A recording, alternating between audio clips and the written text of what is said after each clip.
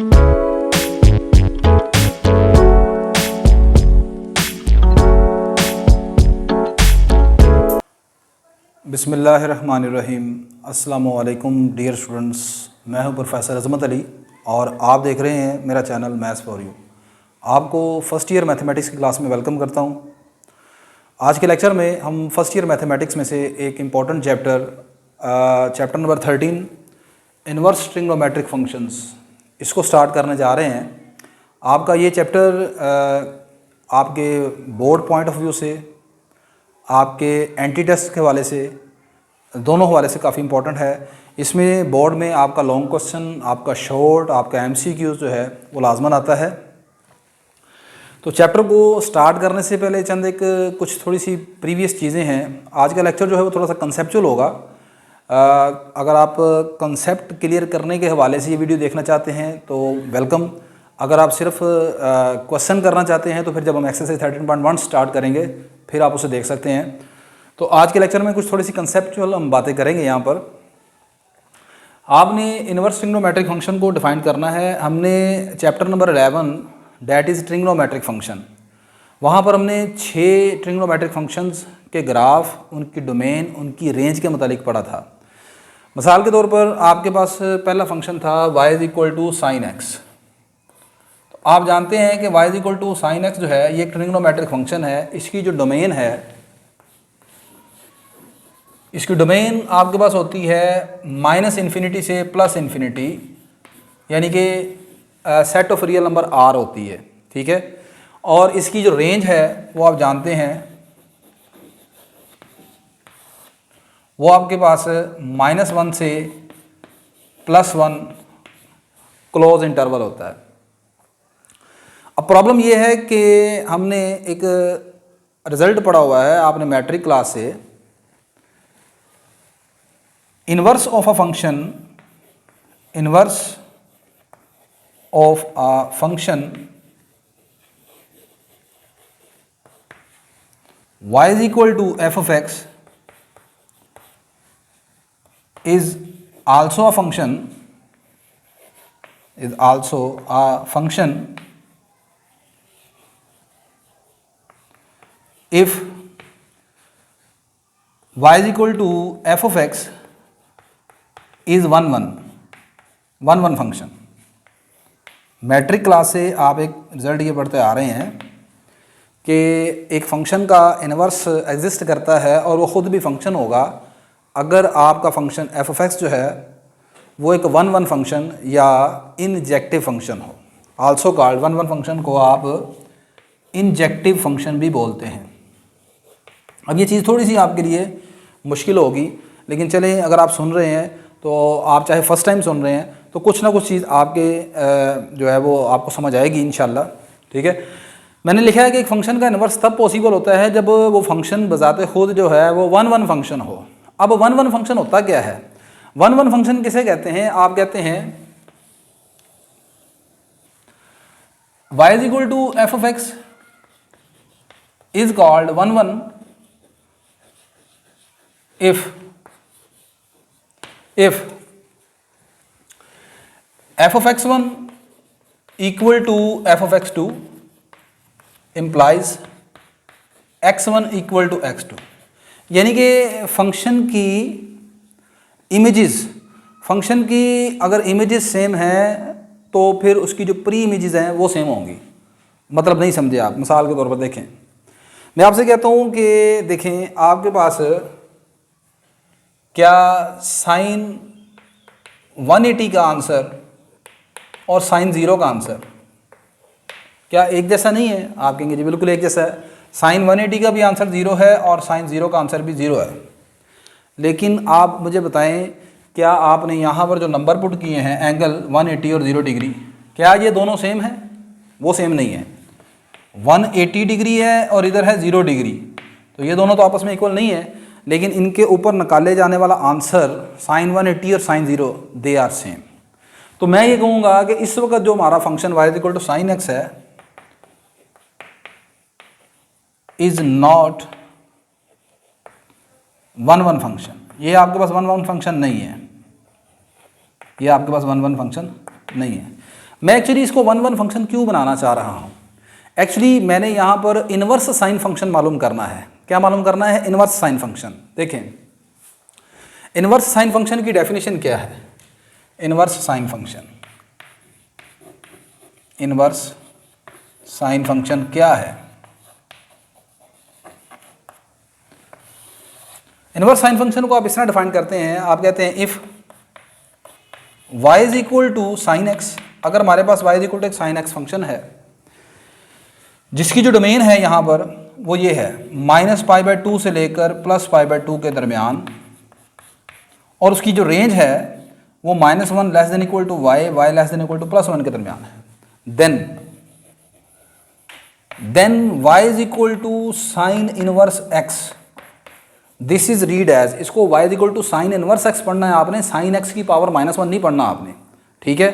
Then y is equal to sine inverse x is called inverse sine function, is called inverse sine function, this is called inverse sine function. अब अगली बात, ये जो मैंने chapter number 11 में y is equal to sine x का function लिखा था यहाँ पर, इसमें मैंने डोमेन लिखी है -∞ से +∞ के दरमियान, और यहाँ पर मैं अब लिख रहा हूँ y is equal to sine x और डोमेन लिख रहा हूँ -90 से लेकर +90 क्लोज इंटरवल। अब दोनों में फ़र्क क्या है? इन दोनों में बहुत बड़ा फ़र्क है। एक्चुअली ये जो y is equal to sine x function है, this is called the principal sine function.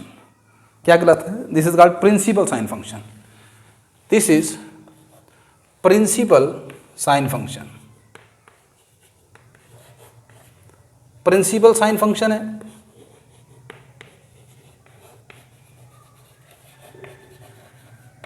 और वो सिंपल आपके पास साइन फंक्शन है। अब ये प्रिंसिपल साइन फंक्शन का फ़ायदा क्या है? ये जो प्रिंसिपल साइन फंक्शन है actually this is a one one function, ये आपके पास वन वन फंक्शन है, ठीक है। अब ये चूँकि वन वन फंक्शन है तो अकॉर्डिंग दिस रिजल्ट फिर इसका इन्वर्स पॉसिबल है। अब इसका इन्वर्स पॉसिबल है, बात समझ आ रही कि नहीं आ रही? तो आपके पास चैप्टर नंबर 13 में आप जितने भी फंक्शन पढ़ेंगे they will be principal functions. पहला प्रिंसिपल साइन फंक्शन, फिर प्रिंसिपल कोसाइन फंक्शन, फिर प्रिंसिपल टेंजेंट फंक्शन, फिर प्रिंसिपल कोटेंजेंट फंक्शन, फिर प्रिंसिपल सीकेंट, प्रिंसिपल कोसिकेंट, ठीक है। तो 6 ट्रिग्नोमेट्रिक फंक्शन पढ़ेंगे, 6 के 6 जो होंगे उनका नाम होगा प्रिंसिपल। आगे जो भी फंक्शन होगा, लाइक एज साइन है तो प्रिंसिपल साइन है, कॉज है तो प्रिंसिपल कोसाइन है, ठीक होगी बात ये। जब ये प्रिंसिपल फंक्शंस बन जाएंगे तो अब उनका इन्वर्स पॉसिबल होगा।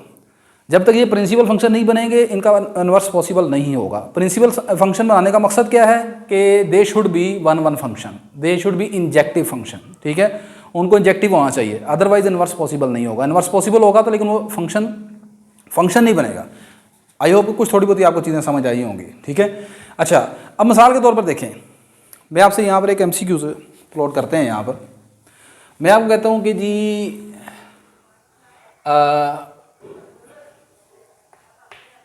Sine inverse. अच्छा, अब एक और चीज़ अब सुन लें, चैप्टर नंबर 11 में और 30 में मेन चीज़ और जो फ़र्क है वो क्या है।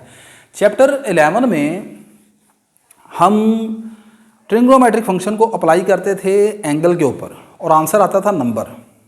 चैप्टर 13 में काम उल्टा होगा, यहाँ पर हम फंक्शन को अप्लाई करेंगे नंबर के ऊपर और आंसर आपका एंगल आएगा। लाइक एज देखो, चैप्टर 11 में आप कहते थे साइन 30 कैलकुलेट करें, आप कहते हैं जी साइन 30 का आंसर आ गया 1/2 के इक्वल। अब आपने साइन जो अप्लाई किया है 30 के ऊपर है, 30 क्या है? 30 is angle, this is your angle. और ये जो आंसर आया है ये क्या है? ये एक नंबर है। बात समझ आ रही कि नहीं आ रही? लेकिन अब क्या होगा चैप्टर 13 में, क्या होगा? अब आपके पास ऐसे होगा, मैं आपको कहता हूं आप मालूम करें साइन इनवर्स 1/2। साइन इनवर्स 1/2 का मतलब है कि अब आपने सोचना है कि साइन किस एंगल पर 1/2 होता है, साइन किस एंगल पर 1/2 है। तो साइन इनवर्स 1/2 आपका जवाब क्या होगा? That is 30 degree, which is equal to π/6 radian. बात समझ आ गई कि नहीं आ गई? तो पहली चीज़ जहाँ तक कैलकुलेशन का ताल्लुक है वो ये होगा कि चैप्टर 11 में आप फंक्शन अप्लाई करते थे एंगल के ऊपर और आंसर आता था एक नंबर।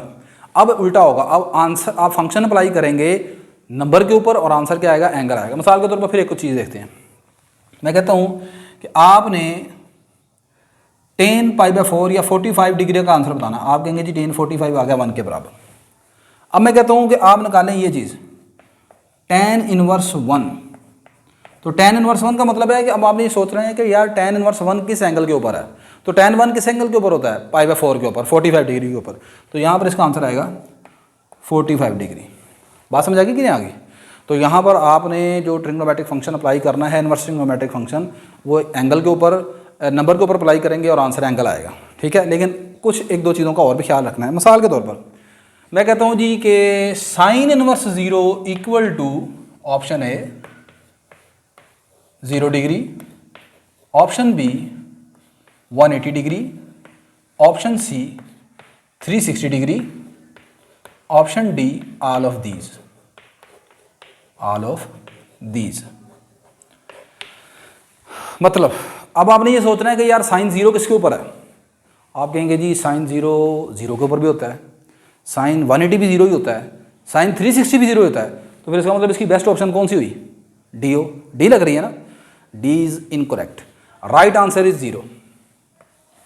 हालांकि आप देखें साइन 180 भी 0 है, साइन 0 भी 0 है,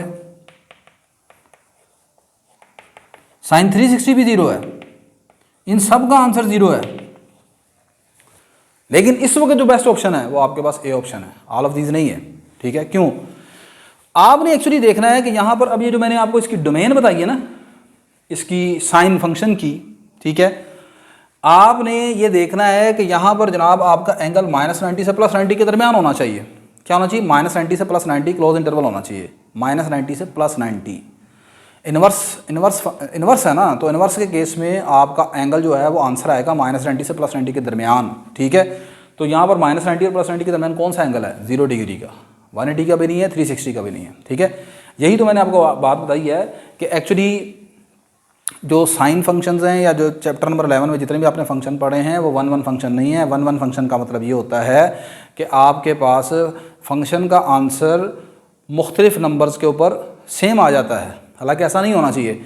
मतलब अगर आपने एक नंबर पर इसका आंसर निकाला है, एक एंगल पर आंसर निकाला है, वो दोबारा किसी दूसरे एंगल पर नहीं आना चाहिए। मुख्तसर सी बात है, सही है? बात समझ आ गई कि नहीं आ गई? तो ये आपके पास यहाँ पर, अब मैं मज़ीद थोड़ा सा डिटेल में नहीं, ज़्यादा डिटेल में नहीं जा रहा। आगे अगली आपने रिज़ल्ट एक याद रखना है। एक तो ये रिज़ल्ट है, दूसरा एक रिज़ल्ट आपने याद रखना है कि आपके पास एक फंक्शन f है, उसकी जो डोमेन है वो एक्चुअली उस फंक्शन की रेंज के बराबर होती है। वो रेंज ऑफ f इनवर्स के बराबर है। और उसी फंक्शन की जो रेंज है, रेंज ऑफ f जो है वो उसके इनवर्स की डोमेन के बराबर है। डोमेन ऑफ f इनवर्स के बराबर है। यानी कि अगर आपको f की डोमेन पता है तो एक्चुअली f उसके इनवर्स की रेंज होगी, उल्टा हो जाएगा काम। और जो f की रेंज है वो एक्चुअली f इनवर्स की क्या है? डोमेन है। अब अगर इस रिजल्ट को आप इस्तेमाल करें तो मैं आपको कहूँ कि साइन इनवर्स फंक्शन जो है या इनवर्स साइन फंक्शन जो है, इसकी डोमेन और इसकी रेंज आपने कैलकुलेट करनी है, तो वो क्या बनेगी? यहाँ पर इसकी डोमेन बनेगी domain of y is equal to sine inverse x is. देखो साइन फंक्शन की जो रेंज है वो क्या है? -1 से +1। तो ये अब इसकी क्या बन जाएगी? डोमेन बन जाएगी। यानी ये आएगी ऐसे, -1 less than equal to x, x less than equal to +1। ठीक है, एक चीज़ का ख्याल रखिएगा, डोमेन के लिए वेरिएबल हमेशा x इस्तेमाल होगा, रेंज के लिए वेरिएबल हमेशा y इस्तेमाल होगा, चाहे वो आपका साइन सिंपल फंक्शन f है या f इनवर्स है। ठीक है, डोमेन के लिए वेरिएबल x और रेंज के लिए वेरिएबल y। तो अब आपसे मैं कहता हूँ कि y is equal to sine inverse x की रेंज आपने लिखनी है। तो range of sine inverse x आएगी, range of y is equal to sine inverse x। वो क्या बन जाएगी? जो इसकी डोमेन थी, तो इसकी डोमेन है -90 से +90। ठीक है, क्लोज इंटरवल। तो यहाँ पर मैं इसको ऐसे लिखूंगा, -π/2 से लेकर +π/2 के दरमियान, ये इसकी रेंज हो जाएगी। बात समझ आ गई कि नहीं आ गई? ठीक है, इसी चीज़ को जितना भी मैंने यहाँ पर लिखा है अभी तक, जो आपने इंपॉर्टेंट चीज़ जहाँ तक न्यूमेरिकल कैलकुलेशन आपने 13.1 में करनी है, उसमें बस छोटी सी चीज़ याद रखनी है कि यहाँ पर जो हम फंक्शन पढ़ने जा रहे हैं, पहला फंक्शन है साइन फंक्शन, दिस इज उसको हम यहाँ पर कहेंगे प्रिंसिपल साइन फंक्शन। उसकी जो डोमेन है वो -90 से +90 क्लोज इंटरवल है। इसको ऐसे भी लिखते हैं, सुनिए, -90 से +90 और ये लेस देन इक्वल है, यहाँ पर भी लेस देन इक्वल है। इसको आप ऐसे भी लिख सकते हैं, -π/2 से लेकर +π/2 और ये स्केयर ब्रैकेट्स आपने इस तरह लगानी है और इसको ऐसे लिखेंगे x बिलोंग टू दिस, ठीक है। इसी तरह ये -1 से +1 लिखा हुआ है तो इसको भी आप ऐसे लिखेंगे, -1 से +1 स्केयर ब्रैकेट और y बिलोंग टू दिस, ठीक है। ये भी आप सिंपल इस्तेमाल कर सकते हैं। अब मैं इस चीज़ को आपको थोड़ा सा साइन फंक्शन का और प्रिंसिपल साइन फंक्शन का और इन्वर्स साइन फंक्शन का ज़रा ग्राफिकली थोड़ा सा आपको बताता हूँ, ठीक है। इसको पहले ज़रा मिटा लेते हैं। ले बेटा, नेक्स्ट अब आपको मैं जो साइन फंक्शन का यहाँ पर ग्राफ बना के दिखाता हूँ और ग्राफिकली आपको मैं यहाँ पर बताऊँगा कि आप ग्राफिकली कैसे चेक कर सकते हैं कि आपका दिया हुआ जो फंक्शन है वो 1-1 फंक्शन बनता है या नहीं है, ठीक है। तो क्या करना है, हमने चेक करना है कि दिया हुआ ग्राफ एक 1-1 फंक्शन का ग्राफ है या नहीं है, उसको हमने चेक करना है। आपने चैप्टर नंबर 11 में अगर y = sin x का ग्राफ बनाया होगा तो आपको याद होगा कुछ इस तरह का था वो।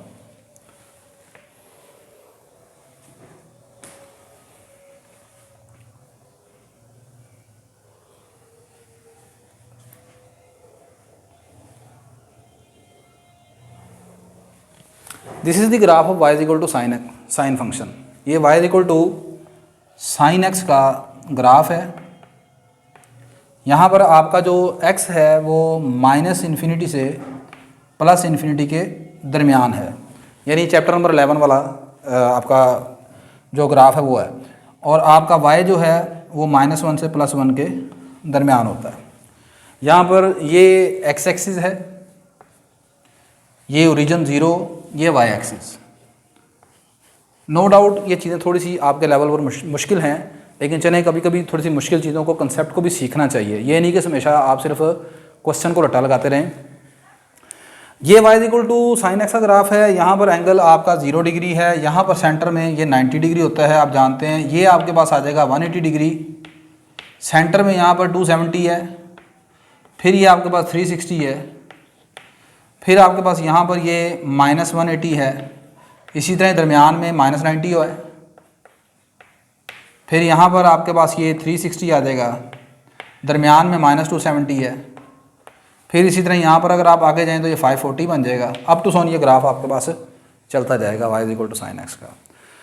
मैं आपको बताना ये चाह रहा हूँ कि ये जो ग्राफ है y = sin x, this is not a graph of 1-1 function, this is not a graph of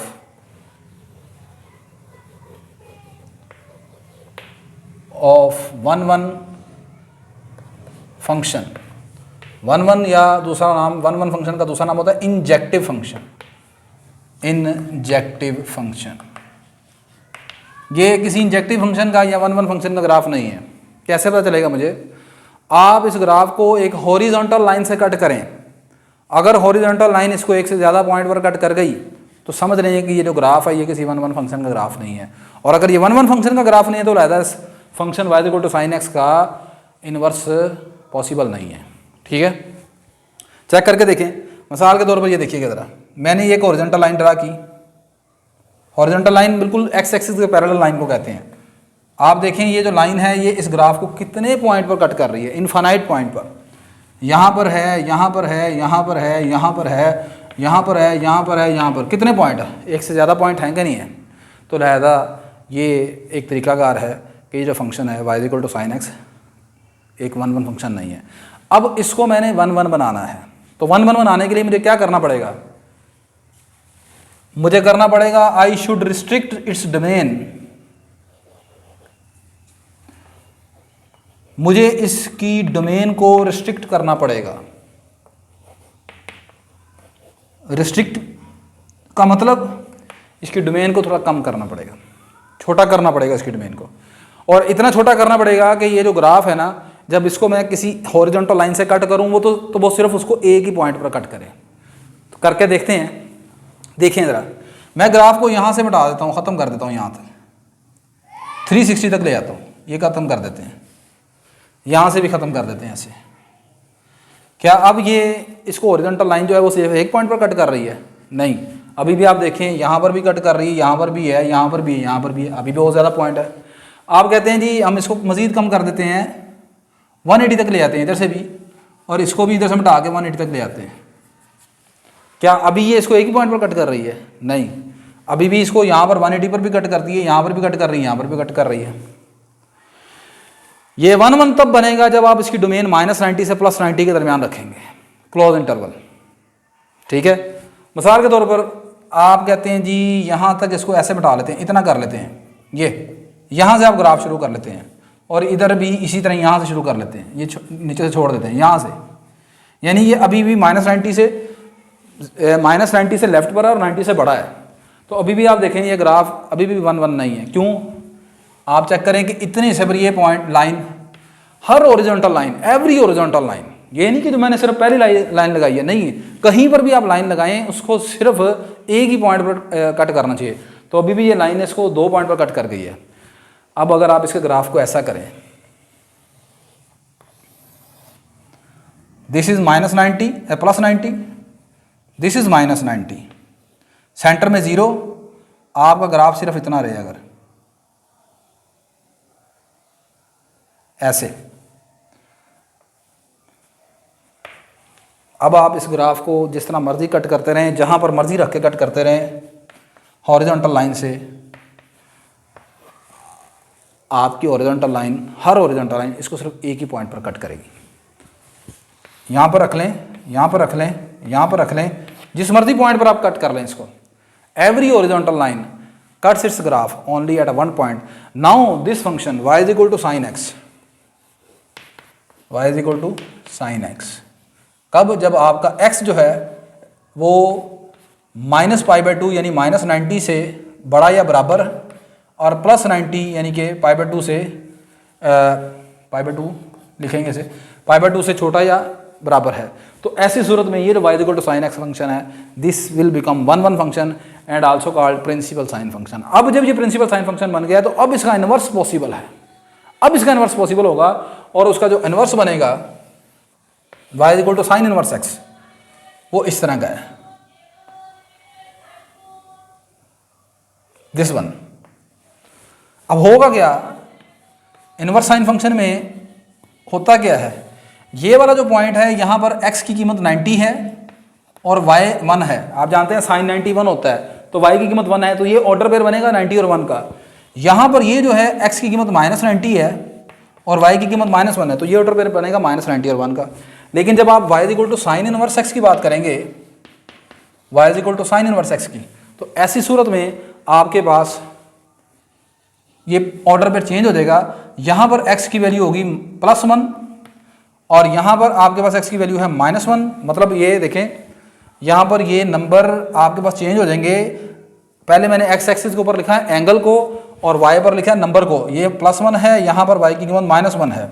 अब ये भी चेंज हो जाएगा। इनवर्स साइन फंक्शन में नंबर आ जाएंगे x एक्सिस के ऊपर, एंगल आ जाएंगे आपके पास y एक्सिस के ऊपर, यानी π/2 -π/2।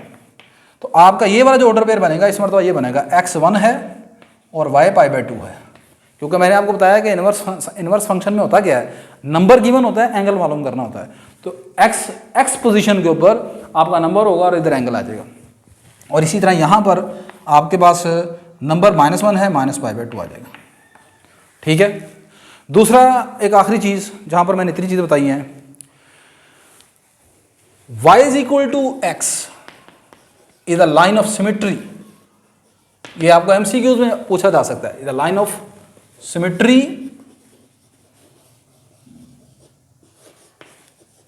Between graph of y is equal to f of x and y is equal to f inverse x। अब ये लाइन ऑफ सिमेट्री क्या है? लाइन ऑफ सिमेट्री बिल्कुल एक एज अ मिरर की तरह काम करती है। जब आपके पास एक फंक्शन f of x है, अगर उसका आपने ग्राफ, इनवर्स का ग्राफ ड्रा करना है, तो आप यहाँ पर y is equal to x एक लाइन ड्रा करेंगे। जैसे यहाँ पर मैं ये लाइन ड्रा कर रहा हूँ ओरिजिन से गुजरती हुई, बिल्कुल अगर y is equal to f of x इसको एज अ मिरर मान लिया जाए, तो बिल्कुल आप इसको एज अ मिरर समझते हुए y is equal to f of x का जो ग्राफ है उसका इमेज देखेंगे उस मिरर के अंदर, तो वो जो इमेज होगा वो उसके इन्वर्स का ग्राफ होगा। ठीक है, अब ये चीज़ें थोड़ी सी मुश्किल हैं, मैंने आपको बताया मुश्किल हैं, कंसेप्चुअल हैं। ठीक है, लेकिन चलें आप थोड़ा सा सुन लेंगे, कुछ चीज़ें शायद आपको 20% 30% आपके ज़हन में बैठ जाएँ।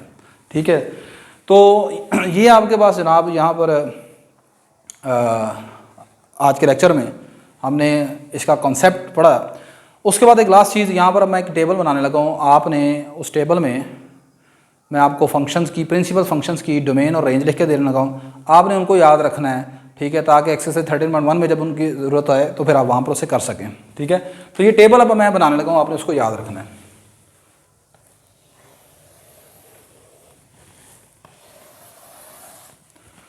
फंक्शन, ये उसकी डोमेन, और आगे उसके हम लिखते हैं रेंज। और फंक्शन कौन से हैं? प्रिंसिपल फंक्शन हैं सारे के सारे। पहला function y is equal to sine x. Sine x की प्रिंसिपल साइन फंक्शन की जो डोमेन है वो ये है -90 less than equal to x, x less than equal to π/2। Range इसकी ये है -1 less than equal to y, y less than equal to +1। इसको आपने एज इट इज़ याद रखना है भाई। ठीक है, अब फर्ज करें कि यहाँ से आपने इसके इन्वर्स की डोमेन और रेंज लिखनी है, तो मैं एक एग्जाम आपके सामने लिख के दिखा देता हूँ, बाकी आप लिख लीजिएगा। y is equal to sine inverse x की डोमेन लिखनी है, इसको इधर लिखते हैं, इसको इधर लिख दें, यानी ये -1 less than equal to x, x less than equal to +1, और ये आ जाएगा -π/2 less than equal to y, y less than equal to π/2। Variable y ही रहेगा, बाकी ये आपस में इस तरह चेंज हो जाएंगे। Next, y is equal to cos x. Cos x की जो डोमेन है वो ये है 0 less than equal to x, x less than equal to pi. Principal cos function की बात कर रहा हूं मैं। ठीक है, रेंज इसकी यही है -1 less than equal to y, y less than equal to +1। यहां पर एक और रिजल्ट आपने याद रखना है, ये आपके काम आएगा। एवरी टू फंक्शंस, कौन सा फंक्शन? ट्रिग्नोमेट्रिक फंक्शन की बात कर रहा हूं मैं। Every two functions which are co-ratio of each other,